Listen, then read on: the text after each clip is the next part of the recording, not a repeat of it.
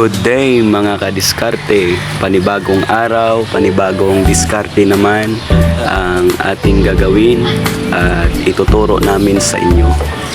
Kung makikita nyo, marami kaming mga gulay. Yan ay mga repolyo na binalatan. Nakuha lang namin yan sa market. Itong diskarte na ito mga kadiskarte, makatipid kayo sa inyong araw-araw na pakain sa inyong mga alagang hayop gaya ng mga baboy, mga pato, manok, kahit kambing pwede makain ang diskarte na ito. Kaya kung ninyong nakikita din, may ginagamit kami na barina para yan ay ikabit ang aming nabili sa Shopee. Yan ay DIY lang para madali natin magiling ang ating mga gulay.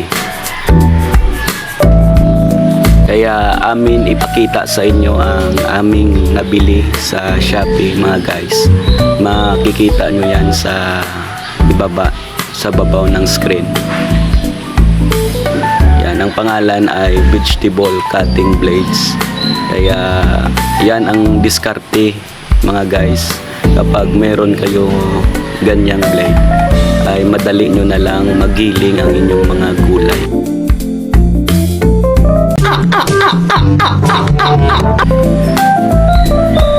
Kaya panoorin nyo hanggang dulo mga guys.